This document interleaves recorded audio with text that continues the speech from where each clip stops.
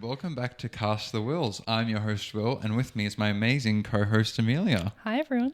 So today, we will be talking about Star Wars events, but I'm going to limit it to Melbourne, and maybe you'll find out in a future episode why have I limited it to Melbourne. So, we'll get started. We have a few things we want to get through today, but the first one, just to get it out of the way, is something we've discussed already before, are the MSO Star Wars Nights. So, would you mind explaining, Amelia, what are the MSO Star Wars Nights? Yeah, absolutely. So for the most part, these are the MSO at the movies range that they offer. So the movie will be displayed behind the orchestra and all of the movie music is performed live. We have also been to a few more, say, John Williams compilations where Star Wars has been performed. So the Melbourne Symphony Orchestra is well acquainted with the music of Star Wars, I think. Yeah, definitely. And also, by the way, I'd highly recommend watching the video for this episode because I have a lot of photos up on all the events that we've been to that we discussed today. So there should be some now for the MSO. So those ones are really great because you get the 501st Legion, which is the cosplaying group beforehand. They usually do a bit during the presentation of the music itself. So there's a really great atmosphere, and the conductor and the presenters, they're all kind of in on it, and it's a really great environment and atmosphere that you get to enjoy. Definitely. Yeah, but if you want to hear more about the MSO and about music generally, check out our Star Wars music episode because we really dive deeply into those and those events as well. So that's why we'll just keep it a bit brief on this one. So getting into the first newer event that we'll talk about, and most of these will be like the past few years, I think. So the first one was back in, this will test my memory, 2023 or 2. They had, before Andor Season 1 came out, they re-released Rogue One in IMAX. And when they did beforehand, they had a few clips of Andor and a bit of a behind-the-scenes mini documentary on Andor Season 1. So we saw the clip of when Luthen and Andor first meet in like that garage factory with the box. So we got to see that clip. And it was funny because they hadn't, whether they had made the full episode by that point, but there were some weird cuts that like would cut to black and the music, everything would cut out. And then they'd pick up at another scene, which wasn't in the final episode, but they must have been cutting stuff out because I was like, oh, are they like spoilers in there? We're not meant to know. So that was another great one. And once again, beforehand, they had like a lot of Star Wars Death Trooper statues and Stormtrooper statues. So that was another great event. It wasn't as like, I'd say, fan involvement as the MSO nights or later ones, but it was still just another cool little Star Wars event that we got to have in Melbourne because I haven't been to IMAX too many times. No, neither. So it was kind of cool to see Rogue One in that kind of setting because it's a pretty impressive movie to see on a big screen, especially an IMAX screen, and to have like the Andor little preview at the beginning of it was a lot of fun. Unfortunately, I didn't give any freebies out. Like I was hoping to get like a little booklet or, you know, something fun to remember it, but we've got the photos and the memories, so that's definitely pretty special. I think that one was a bit more of a low-key event as well. Yeah, it wasn't publicised too much. No, I don't remember much advertising. And the MSO events, when you're expecting several thousand people in Hamer Hall, I think there would have only been probably less than 100 at that event. Just one showing. Yeah. And it was probably like 3/4 full, the IMAX cinema. So it was more just like, like you said, a low-key event. I didn't see much advertising for it, so... Yeah, but I was very appreciative to go, and it was a lot of fun. Oh, definitely. I did enjoy it. It taught me, though, that maybe I'm not built for IMAX. I think we weren't even in the front row or anything. Yes. And you're still looking back the whole time. Yeah, almost I too much remember to see. seeing The Eternals, the Marvel movie in 2021, and I was sitting in the back row, and I still thought the screen was too big. Like, I find it too hard to watch the movie if like you got to look to like both sides of the screen, so I'm not too sure if IMAX is for me. I know a lot of people love it and they say it's where you should see movies, but I don't really know if it's for me. But look, more power to the people that love it. So yeah. And then is that it for the like IMAX Rogue One Andor experience? I think that's it. I think so. Yeah, I can't think of much more. It was really just showing that clip and then the movie, which is always fun to see in a cinema. And so now our next event is... Should we talk about the Lego experience? Also at the museum? I don't know why I left it for this long. So they had the Lego brick exhibition. Do you remember what the name of it was? I am blanking Not off the a bit. top of my head, I probably should have done a bit more research. But effectively it was the Brickman, who is known for being the Lego enthusiast who builds these massive sculptures out of Lego. I think he's on Build Masters, the TV I'm trying show. to remember the name as well. I think Might be Lego Masters. Yeah, Lego Masters, yeah. And he does really impressive work with Lego. And this was an entire museum gallery of buildings he had made, but obviously in collaboration with a lot of other people. And there were thousands of hours put into this. They had the most impressive one was definitely the Death Star. It was like with all the scenes, all in the between, little scenes. It was like a massive Death Star that was like rotating around. They had a lot of fun. Like you could build your own little things. They had Anakin's pod racer, a lot of helmets, a lot of like life scale 1-to-1 droids, which is really impressive to see. And they had a nice Endor display in the middle. I quite like that one. Yeah, and then at the end they had all these Star Wars lightsaber dual battle displays. Yeah. Those were fun. Like, and like they had like Yoda hanging from the ceiling fighting Count Dooku. So that was a great one. I feel like the photos really do that one justice. Like it was incredible seeing how much work had gone into it, and it was really interactive. One of the those things, are my favorite parts. Yeah, yeah, the interactive bits where you got to build, and then they would take a photo of what you build and they put it on like a space screen and go around shooting things. So you'd build, I think it was a light side or a dark side. Ship.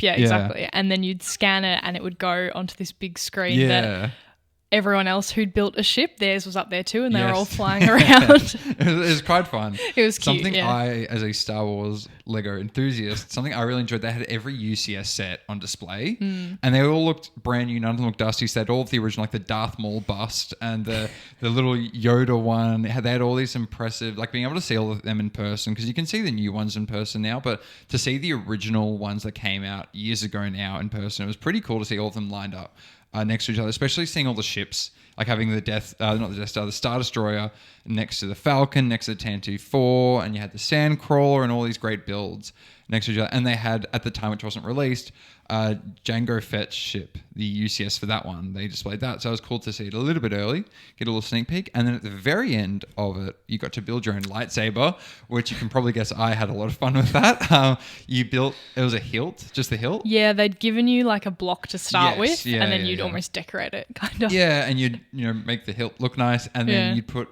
like I'm going to make up the term here, RFID scanner thing at the top. So then you go to the photo booth, it would connect where the top of the lightsaber was. And it would project like the actual saber. Yeah, and so you could do all the different colors. So I made sure Amelia took a photo of me with every single color lightsaber. And the quality was like 4 pixels. Yeah, it was like 4 pixels, but it was so much fun. A lot of fun though. And the big thing was when you're there, look, it's probably made for people of our demographic, but it was great seeing families go as well. Yeah, it was. Especially with kids, they were having so much fun building things, and the kids were loving the lightsabers. So I think it was a really great family exhibit as well. Like as a older Star Wars fan and a Lego enthusiast, it was great. Yeah. But I think it was a really great family little setting. And then in the shop they were selling some retired sets there. So they had the original, I think, UCS Death Star there, which is, from the before 2010 maybe. I might be making that up. They had a lot of original sets up for sale, which I thought was really impressive and I wasn't expecting. And they had a pretty good gift shop at the end. I was expecting it because it was at the Melbourne Museum.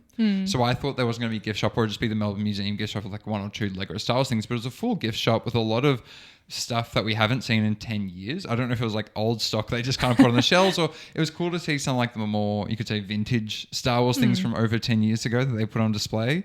I don't think we bought anything in the end, but I was close. Not in the end, yeah. There was one Clone Trooper set I was close to getting, but it was really expensive. It was just like a small little battle thing, but it was really expensive. I think there was a poster that was displayed visually, but they'd sold out of the physical poster. Oh, I remember. Yeah, I think it was the Return of the Jedi poster I think I was looking for. Oh, no, it was all 9 posters, or am I don't recall, actually. I know there were 6 posters and the one that we liked was sold out. Oh, yeah. Oh, it was the half light side, half dark side. I don't want like the lightsaber in the middle. I remember. Yeah, that one was really cool.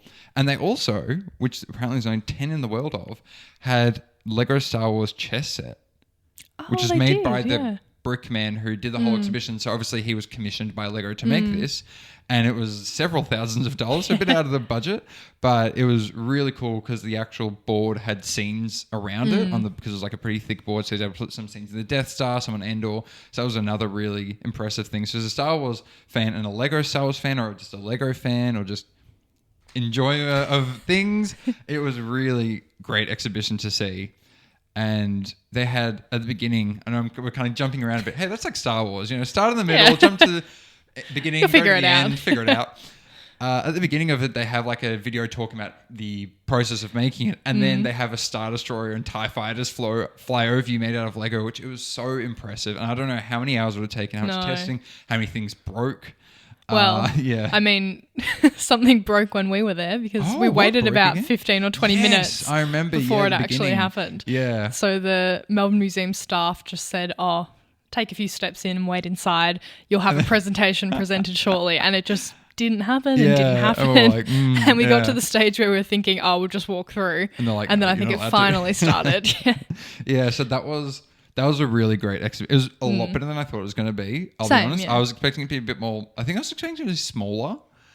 But it was, the scale was great. Like they had so many builds, really big builds. They also had, it was like a mural, and you got to build a piece of the mural. Yes, so you got to like choose that one of the part too. squares and you got to put it together. And then over the course of the day, people would build it. So we only saw it when it was like half done. Yeah, but it's still pretty good. It was still pretty impressive. So it was a very interactive exhibition, which I wasn't expecting. And I was expecting it to be like a museum of Lego Star Wars, but it was really impressive, all the original designs they had in there.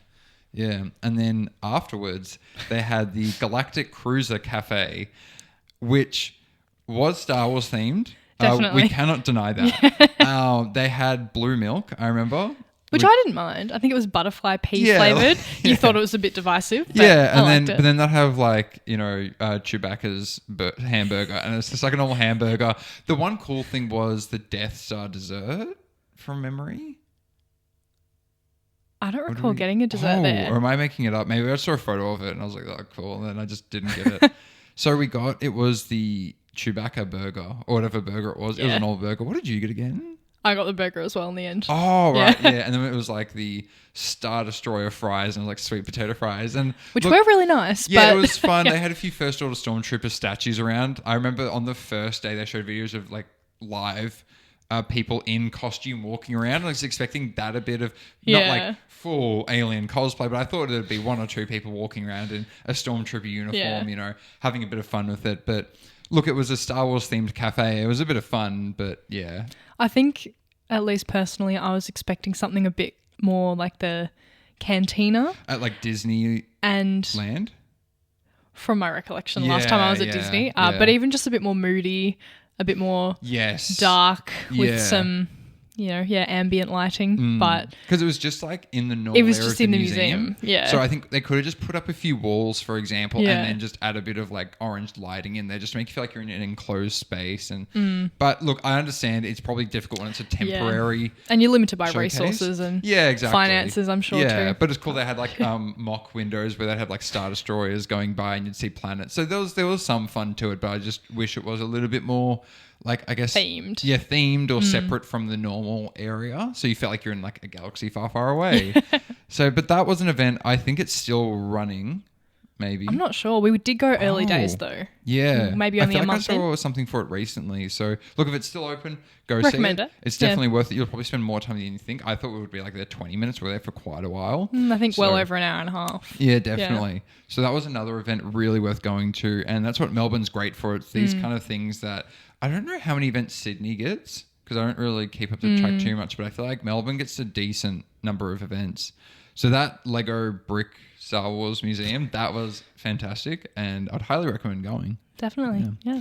So our next event is a bit more of a broader one. They do a lot of like scavenger hunts every now and then, especially around May the 4th season, or when a new movie comes out. From memory, they've had, and they've done it for a few Marvel movies, they'll hide some tickets around the city, and then they'll, on Facebook or Instagram, they'll put up a map of the city, and then they'll have like a little symbol for where it is. I recall that for Thunderbolts. Yeah, they did for Thunderbolts, and it is fun. I think it's just like when you're at home and you're like 40 minutes away from the city, like by the time I get there, someone else has got it. Yeah. But I think that's a great little event they can do. And I know during May the 4th as well at Fed Square opposite Flinders Street Station, they'll usually have like a Star Wars stall, whether it's merch or some activities for people to do. They will usually have something every year. So I feel like Melbourne usually does get involved in May the 4th celebrations. I think enough. Yeah. I think it's pretty good with that. So, and I mean, on the note of May the 4th, we got up to something quite fun this recent May the 4th.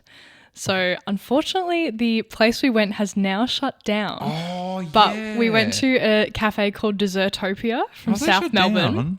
They have recently, that's really sad. Oh, I know. Oh, really good. But we got, was it 4 in the end? We got 4 of these like... Splurged a bit, yeah. In-depth... Oh, I don't know how they would have done it. Yeah, you might have to include a photo here. Yeah, but definitely. Like these we desserts. Got a Death Star. Yes. There was an AT-AT. Yes. There was Darth Vader. No, we got C-3PO. Wasn't there a... There was. Oh, I thought you were saying ones we got. Sorry, yeah. The Death Star, when you cut it in half, Yes. had the silhouette of Darth Vader inside. Yes. That's what I'm remembering. Yeah, that was a really... I don't know how you could do that. No. Yeah. So hats off to the guys from Desertopia. Yeah. I'd love to see them again I soon. know, Maybe next May the 4th. So much fun. And they had the Baby Yoda one. Yes, that one was a lot of fun. And the C-3PO head was really good. It was like a lemon cake. And what was great when we went there, because I remember you were like, oh, I found a Star Wars thing we can go to, but it's a bit low key. And we kept on walking. I was like, where are we going? And then it was great because as soon as you walk in, they had they changed the whole menu to be Star Wars themed. Yeah. So the normal milkshakes were like Hoth freezers or something. So I do appreciate the effort if they changed, like it was still the normal menu, but they changed all of it to Star Wars names. They had like TIE fighters flying over the menu. Yeah. And they had I think 6 or 7 Star Wars themed desserts they made for that day. And I think there was red and blue lighting in the restaurant as well. Yes, they really went all out, which I do appreciate that.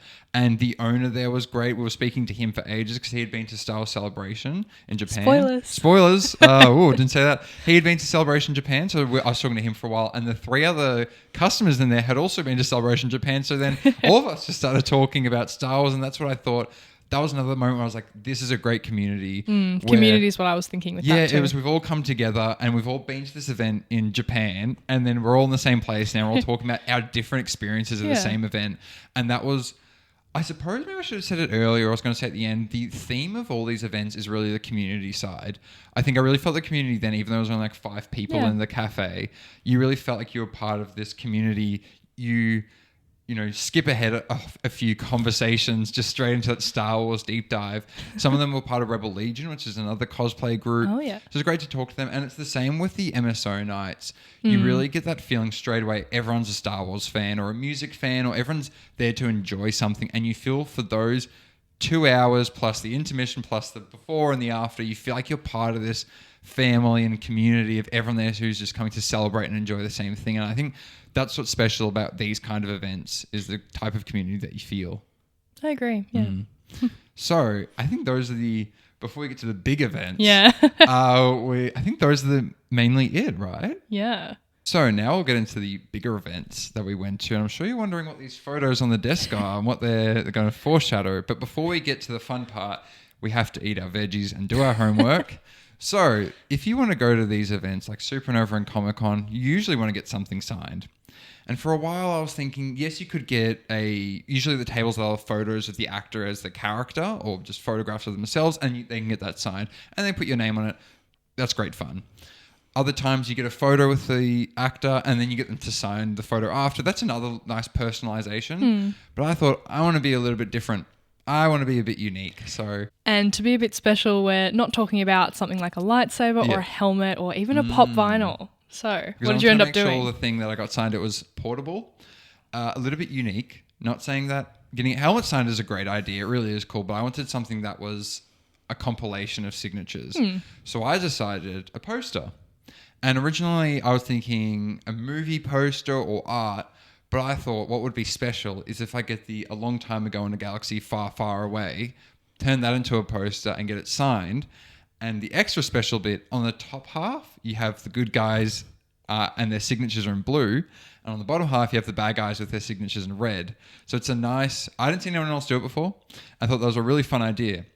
It was a fun idea. It was a pain to make because there are some people online that sell A Long Time Ago in a Galaxy Far, Far Away posters with the blue text and the black background. I ordered them. They came in great, but the font was pixelated and there was just a few other issues with it. So I thought, fine, I'll do it myself because I didn't want any white borders either. So then I have to make my own poster. That should be easy, right? No, that was very complicated. I think we went through 5 iterations. Yes, I went through 5 iterations. Going online and Googling what font did they use. They use different ones in different movies, which is so helpful. They use different colors in different movies. So I think in the end I went for the episode 4 aesthetic because I thought that's the original. Classic, yeah. Just can't go wrong with that. And then I've never done any graphic design before. So that was a big learning Well, you curve. have now. I have now. I know new skills. Podcasting, graphic design. I'm a bit of a jack of all trades. And then I finally made the poster. Right after weeks, I finally made the poster. Did we end up using Illustrator to do that. I can't remember what I used it for. I think it was Adobe Illustrator. It could have been Illustrator, yeah. And that involved a free trial that was then cancelled, Yes, but a charge was still made. So. Yeah, that was another saga, which, that was a lot of fun. But, so, the hard part's over, right? You know, the hard part should be making the poster.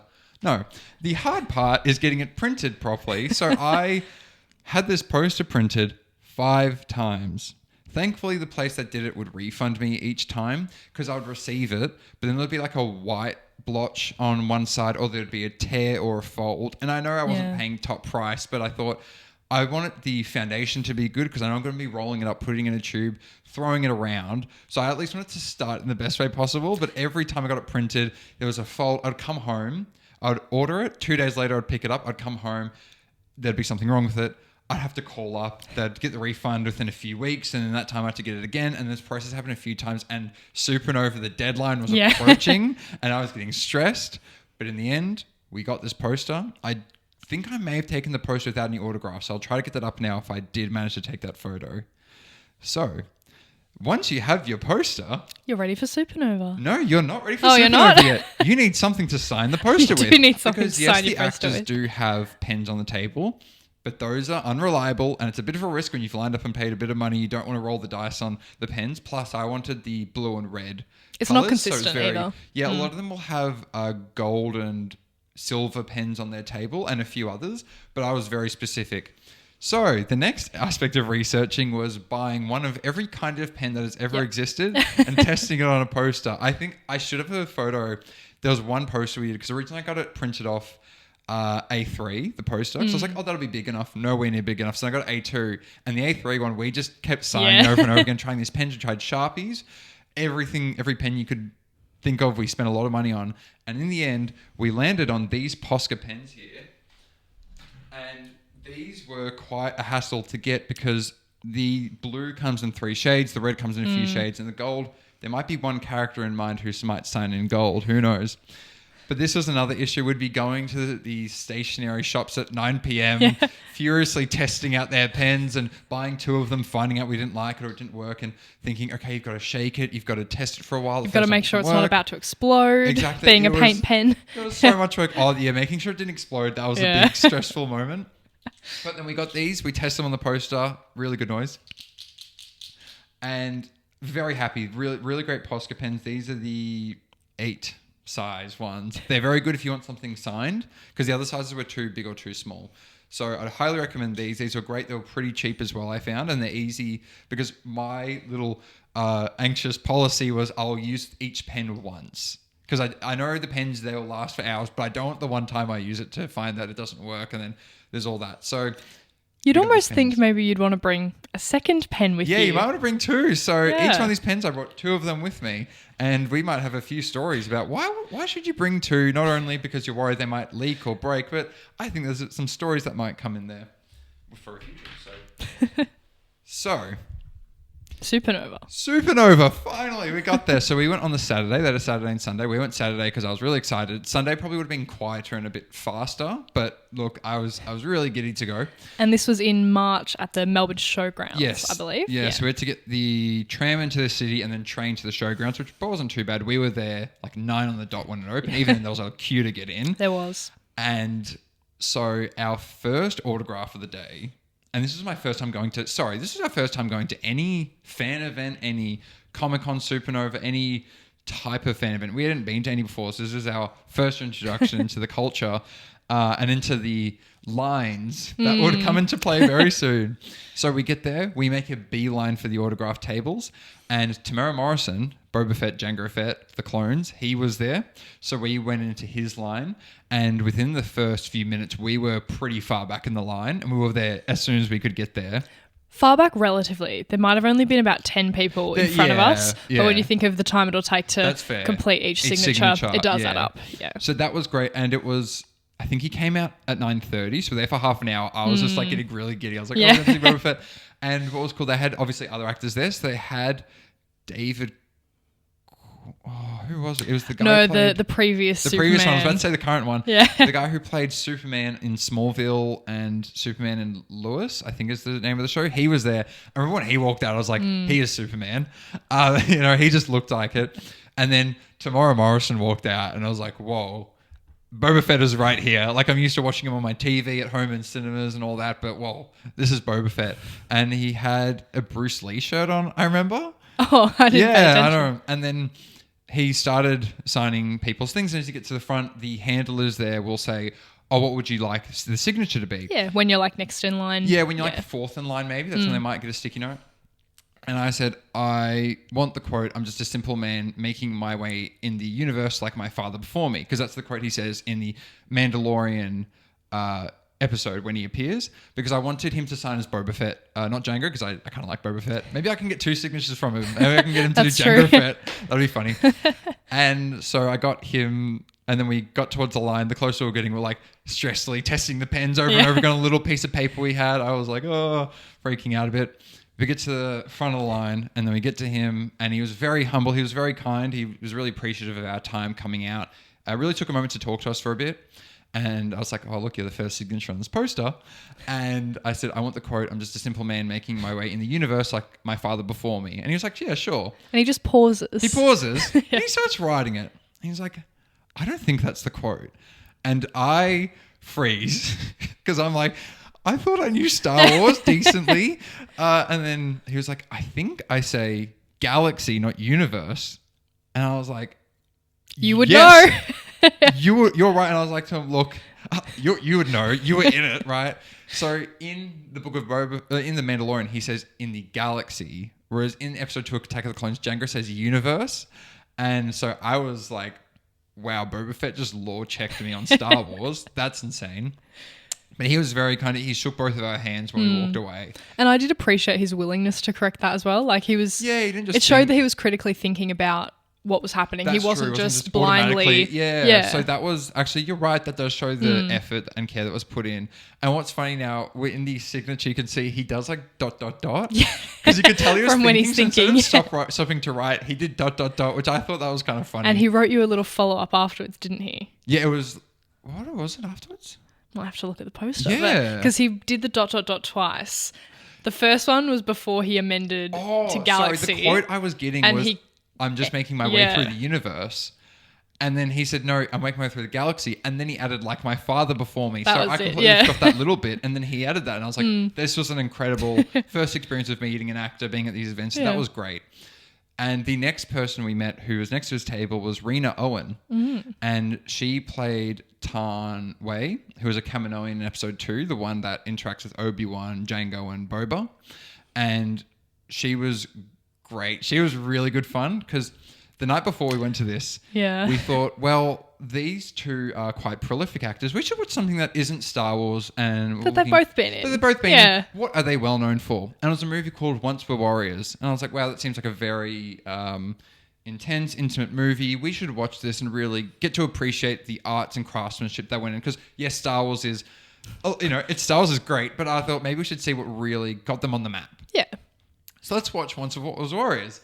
Once Were Warriors. That is not a fun rom-com movie. It is not. It's very intense. Yeah, it was a very full-on movie. It has very intense themes, and it was not what we were expecting on the night before Supernova. I think we knew it was at least reasonably intense, but not to the extent. It went on for what happened, I remember being like to Amelia afterwards, I said to her, I think we're going to have to play top 5 Boba Fett moments in Mandalorian just so I can wash that out of my brain. Yeah. Because it was a great movie. It was very confrontational in, I'd say, in an appropriate way. It makes people aware. I think at the time people said it did a lot to make people aware of the themes in the movie that people weren't aware of. But when you're about to meet the lead actor of that movie, it's like, ooh. Who's possibly not portrayed in a positive light in that movie. Yeah, he's definitely not Boba Fett taking care of Grogu. No. He's not that character. And so that was definitely, I needed to cleanse my palate after the movie. It was a great movie, but when you're about to meet the actor face to face. So, did we watch an episode of The Mandalorian? We watched when Boba Fett returns. Yeah, and he's fights all the stormtroopers. So I watched that and I was like, okay, that is my association of Boba Fett. Anyway, so we went up to Rena Owen. We got her signature and she did welcome Master Jedi. That she said, because I usually say to them, unless I have a specific quote, I'll say to them, what is the quote you like? And I get them to put that down. So she liked welcome Master Jedi. And we started talking to her a bit and we said, we watched Once Were Warriors last night. And she said, why? And I was like, I wanted to watch something that wasn't Star Wars. And she was like, you really shouldn't be watching that movie. I think she called us brave as well. Yeah, she called us brave watching it. And it's quite funny. She said, she tells her friends it's a rom-com. And they find out very quickly it's not a rom-com, and then they call her out very angry. But she was really great fun. She was a lot more lighthearted and personal than I was probably expecting. Because the movie's quite dark and intense, I was maybe expecting that from the actors, but they were really lovely, kind people. Just shows the quality of their acting skills. Well, that was, and I remember her saying it was a lot to make that movie. That isn't an easy movie to make. It stuck with her, but the fact that she could maybe make a joke and have a laugh about it, that was something I really appreciated. Made me feel a bit better about the whole experience. And then we were talking to her about, what do you have coming up? And is there anything you'd be excited coming up that she would be in? I think she was going to be in the live action Moana, which is reasonably up my alley. Yeah, so. and who's she playing in that? Do you remember? The grandma, I think. Yeah. So I'll definitely be checking out that movie just to see the GOAT, Rena Owen. Hopefully Tamara Morrison is in it, because he was in the original Moana. He was Moana's dad. I think he was one of the voice actors in that one, but I recall he wasn't going to be in this one because we made the same assumption and then we looked it up. Looked into it. Oh, well, look, because I remember when we watched Moana ages ago, I was like, that's Django Fett. I was listening, I was like, that is Django Fett. This is before the Mandalorian era, I think so. It was before 2019, yeah. Anyway, getting back to it, Rena Owen, she was lovely, and when she signed with our blue pen, she said, "This is a lovely pen." And I said, "Would you like it?"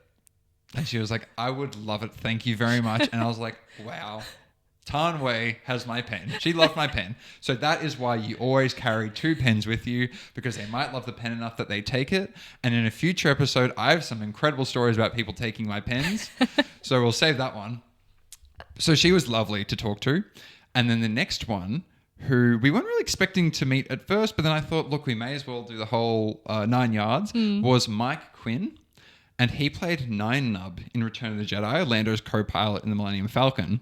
And I think his backstory behind the scenes was, on the day someone was meant to play the animatronic character, but whoever was meant to play it didn't show up or wasn't there for whatever reason. And Mike Quinn was the only person that knew the animatronics. Then he got in the suit and he played the character in Return of the Jedi. But he was also in episodes 7, 8, and 9. So he came back for the sequels.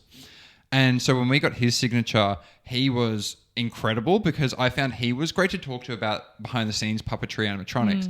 He spent 3 minutes with us. He was very generous with his time. Anyone who's been to these events, you kind of know the etiquette is you go up, get it signed, you might say thank you to the person, you might get a quick chat with them, but you move on relatively quickly because there's a line of people, and you spent time and money to be there, but you respect other people are lining up as well. You respect the person's time because they've got a pretty busy day. But Mike Quinn, he took like 3 minutes to talk to us. I would say probably more. Or more, because I remember his line was notably shorter than Tamara Morrison or but he said the actor playing Superman. Yes. And the customer, you could say, in front of us was taking quite a while. I think we remember thinking, oh, this is taking a little while. I hope that we get the same amount of time afforded to us. And I think he spent almost twice as long with us, which was incredibly generous. So he was really, it was great to talk to him, because I mainly asked him what was the difference between 1983 and 2015 filmmaking. And he said the biggest thing for 9 Nub in particular was the animatronics obviously improved. He said there's a lot more expression in the face, but the big thing for him was the suit was a lot lighter, because apparently the original one was really heavy, so the new ones were a lot lighter because they'd improved the technique. But obviously Star Wars was very cool, but he also worked on the Muppet Show, which I said to him, that must have been the most fun you've ever had. And he said it wasn't working. Like, it was just the most fun, and I thought, wow, that would have been such a special career. You love what you do. You never work a a to day be in your Star life. Wars, to be in Muppets, and like that old adage. So he was really great to talk to. He has a special signature for 9 Nub. So most actors, they might sign the character's name in their handwriting, but he has a special 9. Whenever I look up, I'm looking at the poster there for reference, and he has a special 9 Nub signature he does. So he was really great to talk to. So I really appreciated his time. And then after that, I think we just walked around Supernova for a bit. Our friend, So I had to head off after that, Yes, but I you believe did, you did a couple more bits and pieces. I did, a bit more than I was expecting, in a good way. So my friend Trinity, Squidle, who we mentioned on the last episode, Star Wars TTRPGs, she had a stall there. So I spoke to her for a bit, and Lucy was there as well. So we hung out for a bit, and it was great to get the artist's perspective on the event, especially. And in the artist alley, so they usually have 2 halls. One's the actor merchandise hall, the other one's the artist alley. And in the artist alley, they had 3 or 4 Star Wars clubs and societies there. So the 501st Rebel Legion, a few others. So you could get photos with Captain Rex and Palpatine, and you sit in Palpatine's throne. And they have the Scout Trooper Speeder from Endor there. So that was another little fun community moment. And they're raising money for charity and have, not lotteries, was it when they have the ticket? Raffles, that's the word. That have a little raffle. So they do a lot of charity work. So it was great to talk to some of those people and get to know them really well. And just all the effort and work time they're putting in. That was another great example of community. Because I don't think many other franchises had like 4 stalls of fan clubs there. No. And I feel like that's what's special about Star Wars is, there'll always be a Star Wars segment of any event that you go to. And so yeah, you had left, and then tomorrow, I actually know before that, when I was walking around, Matt Doran, who plays, I can't remember the first name, but his last name in Star Wars is Sleaze Bagano. He was there, which you might remember him appearing in Attack of the Clones, and he offers Obi-Wan death sticks. I thought this was incredible that he was there. So I quickly got his autograph and I got him to say, you want to buy some death sticks? Because that's just the funny one. So he was great. He was a bit quick because I think he had a Q&A panel to get to. So I only got to talk to him for a little bit. But that was like, look, in a future episode, we'll talk about the other autographs I've received. That one could be my favorite. Just because that's just so funny that you want to buy some death sticks, guy. Having that autograph, like you've got Boba Fett, you've got Nyan Nub. I won't name the other ones yet because spoilers, but having the death sticks guy, I think is hilarious. And that was mainly that event. And then afterwards, in that autograph, Tamara Morrison had a Q&A panel. And that was really interesting to go to, especially when you're going to events in Australia and in Melbourne, because there's less lower population there. There's less people at the Q&A panel, so you can ask questions. I didn't at that event. But it means that you're more likely to be able to raise your hand and ask a question. And what I was really surprised by, I thought there would have been just endless Star Wars questions, which I wouldn't have been against at all. But it was great. People were asking about Once Were Warriors. They were asking about some of his other stuff. They were saying, do you prefer doing movies, TV, animation, video games, all those fun things? So that was really interesting to see different questions people had beyond Star Wars. And I think Tamara Morrison has some new TV shows coming out, so he's talking about them, talking about production for those things. Someone put their hand up and said, are we going to see you by any chance in May for a movie called The Mandalorian and Grogu? And he gave a very cagey, nondescript answer, which you can't tell these days what that means, because he might just not be in the movie, but I reckon he's going to be in it. Yeah, I reckon he'll be in it. So that was fun, his little Q&A panel, and seeing him talk about it. And the 501st came in, some dressed up as Rex, and he was getting really into it. He kept saying he wants to come back as Rex, because he did that, I think, in Ahsoka. He was at least the voice. Yeah. But he said he really wants to come back and play Rex, Cody. He even said Commander Wolf, which I feel like for a Star Wars actor is a deep cut, I'd say, for them to mention. I'm not familiar with that Yeah, so that was really honest. fun. And in the Q&A panel, I think he was mentioning how all day he just signs helmets. He signs, like, Jango Fett's a fine helmet to sign. And like after 2002, he signed Jango Fett helmets. And then after The Mandalorian became Boba Fett helmets. And then earlier, every clone, once the Clone Wars came out, any clone helmet you can think of, he started signing them. Because I remember people would walk in with like 5 helmets and he would grab it, put it in his lap and start signing away. And it's like he knew exactly what he was doing. It wasn't his first helmet. I don't think it'll be his last. And I've seen a few clips online of him signing things. You can tell he sees the helmet and he's like, all right, helmet time. And he's like, I notice he really focuses. A lot of the other actors I've met, they will talk while doing an autograph, but he locks in. Probably because if you're signing on a helmet, it's a bit of like a curve you're trying to do. So I think he was... I expected, because I had a very naive view on people, I thought maybe they would have been a bit standoffish because they're the celebrity and you're the fan and you're paying to be there. You've spent time and effort being there. But they're really humble and appreciative. I think that's a really big thing. And you keep in mind, they are doing long days here. I know, people might say they're getting a lot of money, it's fans and all that, but I think they wouldn't get much of a break. I would say it'd be on for a lot of the day, and they're usually consecutive days, and that's the really big thing. But it was a lovely experience meeting Tamara Morrison, Rena Owen, Mike Quinn, and Matt Doran, and going to that Q&A and seeing friends and seeing the 501st and Rebel Legion and all those fun things and the charity work. It was a really great first convention to go to. Yeah. And one last thing to wrap up our talk on Supernova. Our friend Trinity was there tabling, which I believe is what they call it when there's an artist who has Industry a stall term, set up. yeah. Industry jargon.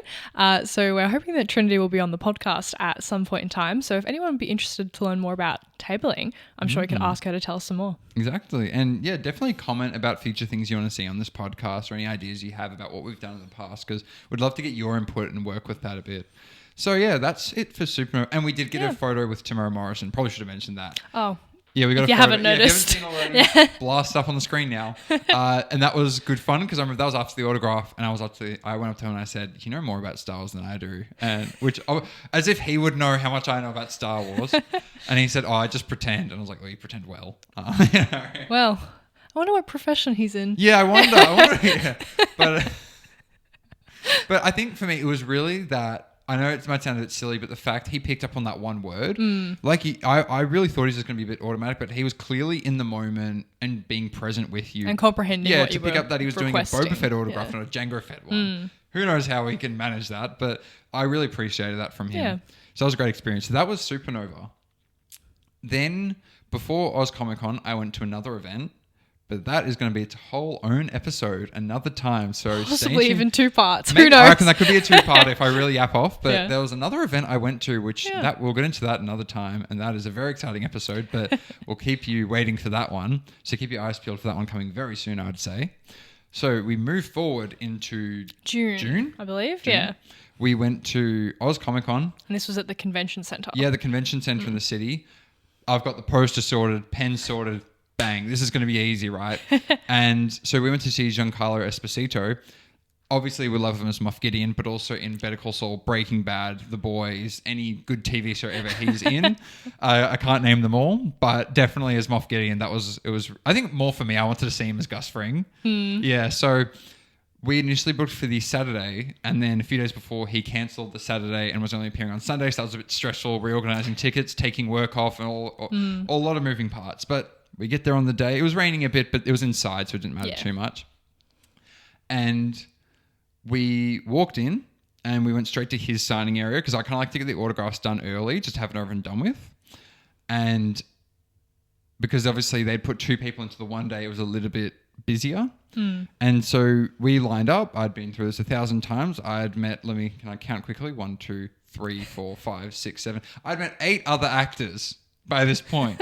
8 other actors, and every time I'd have a nice little chat with them, I'd talk to them. Anyway, and then so we get to the front, and they said they couldn't do any quotes because they had so many people that day. So you get to the front, I hand him my pen, and I'm just standing there looking at him like, because I think it was the first time I'd been properly like starstruck. Because the other times, I don't know, I'd been like, oh, I don't know why it was that one. I think because I'd seen him in other things and he'd done more than, not that just doing Star Wars is a bad thing, but because he had done, I think, because to me, I loved Better Call Saul especially, and he was great in that. I was like, wow, this is Gus Fring right in front of me. And I remember he kind of looked up at me, he smiled, and he looked back down at the autograph, which was so funny. But that was when I was really starstruck. I was like, wow. And he was a very happy, humble, present guy. He was really great to see. And then we had a few dramas getting the photo because the photos, they do like slots, like of half an hour, and you stick a line up. We lined up for half an hour, but we didn't get our photo in the first one. So it was a little bit disappointing, but that means there'll be less people in the next one. And then the next time we got in for the photo, and we thought, you know what we should do that no one has ever done before? We should wear the Los Pollos Hermanos shirts because no one's gotten a photo with him before and worn them, I bet. We walk into this event, everyone's wearing them. And I forget if this was for the autograph or the photo, but in line in front of us, there were 2 other convention goers. One was dressed up as just a generic employee from... But with like the apron. Yeah, with the apron from Los Pollos. Yeah. And her partner was dressed up as... I've forgotten his name now. Walter White. Walter White, yeah. He had the hat, the goatee, really well done. And they had some blue lollies that looked like a certain thing from the show.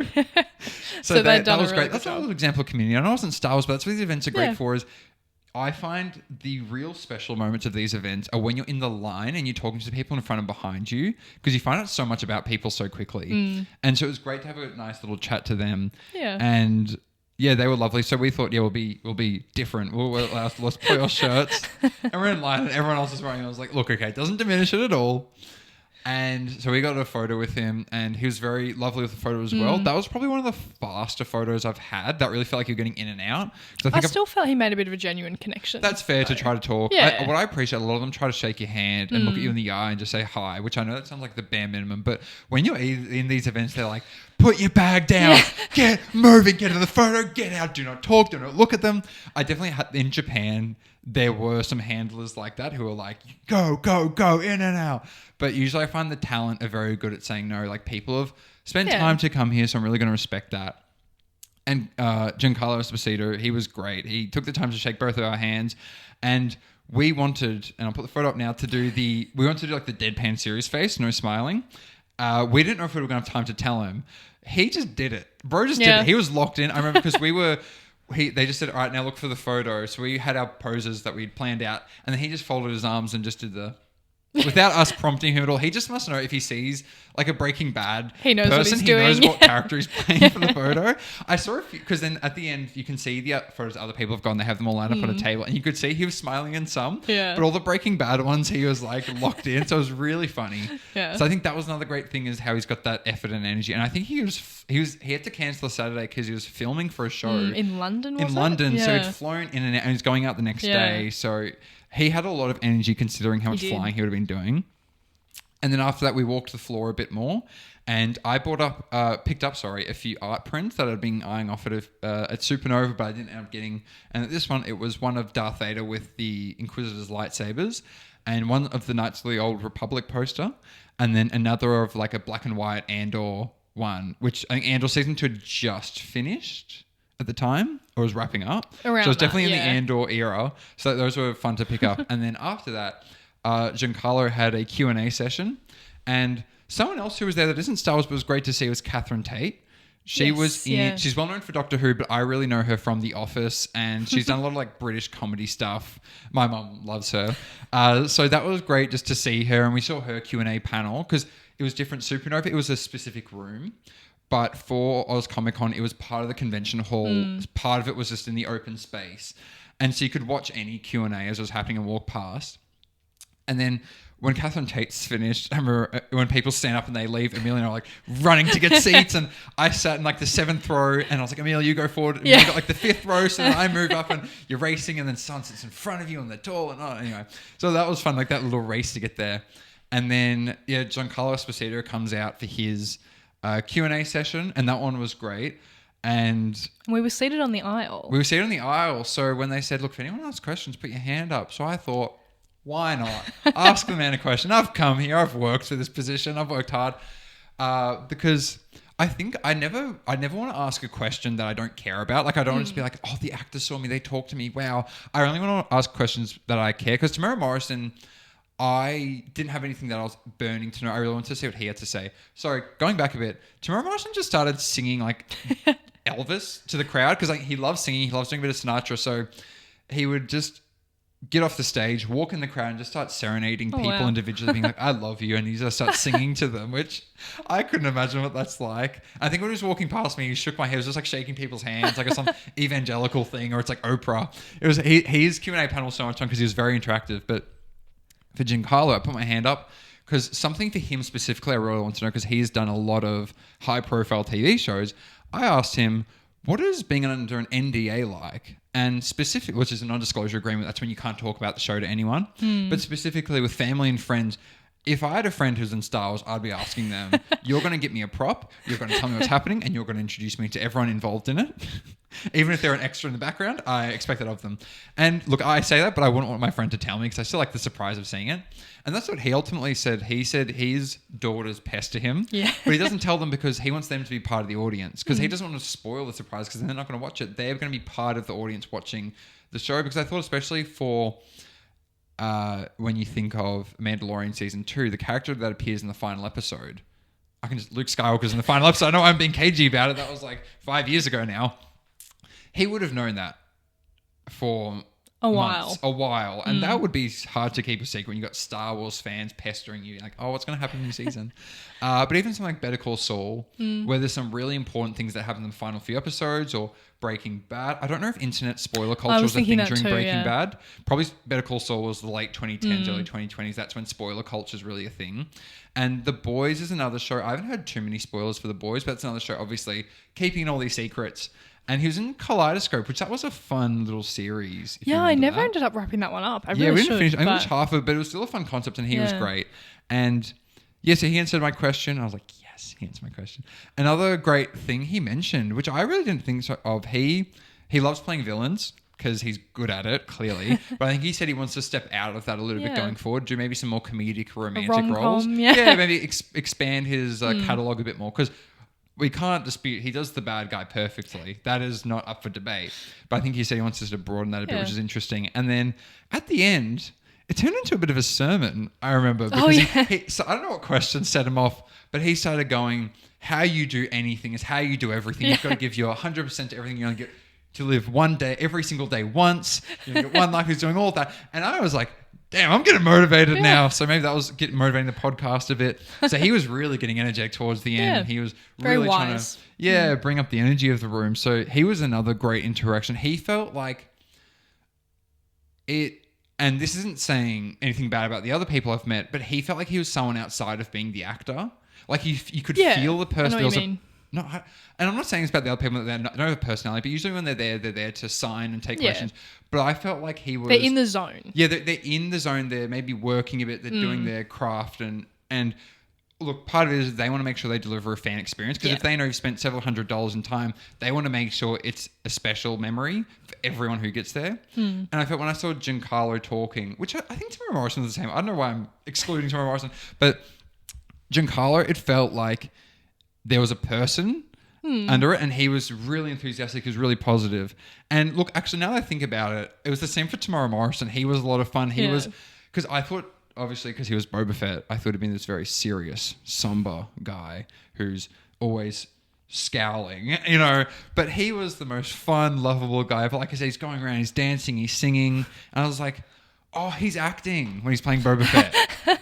That was something I learned very quickly, which it took me a bit too late in my life to realize is these people are actors. They are not the characters in real life. And they do it well. Yeah. And they do a good job because, for example, in The Mandalorian, Boba Fett's this really tough character. He's going to fight Bo-Katan. He's taking out stormtroopers. Tamara Morrison is this lovely man. He is so kind. He is so passionate about all these things. And that in that moment, I was like, yep, they're actors. And it's the same for Giancarlo Esposito. You know, Moff Gideon is very intimidating. Gus Fring is way more. He's imposing, intimidating. He's very stoic. Gus has the two sides to him. That's true. You never see the fun side of Moff Gideon. Maybe it's Moff Gideon. Moff Gideon, he's very... I remember when if you watch Mandalorian, Moff Gideon, whenever he's on the scene, you're like, okay, so the good guys are going to lose now, or they're going to escape barely. There's not a good outcome here. Or Luke Skywalker has to save them. And then when I met Giancarlo and saw him talk, I was like, wow, there's actually this really positive, happy person because he's an actor. You know? Yeah. I feel like that might be everything then. I think that's it. I think that's the for stories. this first part. For the first part, yeah, I'm really looking forward to the second part, which we'll keep a bit of a secret. You probably can guess it by now, but I'm really looking forward to discussing that one. But I have loved these conventions. Later this year, there's going to be a supernova in Adelaide and Brisbane. And John Boyega, who plays Finn, is going to be at them. And Cameron Monaghan, who plays Cal Kestis from the Jedi Survivor and Jedi Fallen Order video games. Whenever I say those games, I do them in the wrong order. I say the sequel and then the original first. But they'll both be there. I really hope we can go to those and get to meet them, get a photo with them. Especially John Boyega, because he was like a lot more of a recent addition to Star Wars and with the sequels.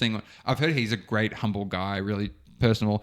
Cameron Monaghan, I've heard he has insane lines because he was the Joker. People love him as the Joker, and he was also in Shameless. He's really well known for that show. And now you've tacked on the Star Wars fandom. It's as if these lines weren't long enough. But once again, American lines are really long because Australia's less people. The lines should be shorter. But those are two people I'm really excited to meet, especially Cameron Monaghan, because I love Cal Kestis as a character. And from what I can tell, I think Cameron Monaghan is similar to Cal Kestis. Okay. So yeah, I'm looking forward to you playing this game sometime. So I'm really looking forward to going to those two or at conventions least one, as well. Sorry, yeah, one of those conventions, meet both of them. Yeah. So yeah, I think that is mainly it. Definitely keep your eyes out for the future episode where we address that mystery thing I left out that you can definitely guess by now. So episodes come out weekly. You can find us on Spotify, YouTube, probably where you're watching us now, Instagram and TikTok. Instagram and TikTok has a lot of exclusive content you can only find on there. We have a lot of Star Wars Unlimited content, which is a card game. I only show it there. We have a lot of highlights from this. I might start including some bloopers and outtakes on there. And so if you follow us on any platforms or you become a subscriber, you officially are a guardian of the will.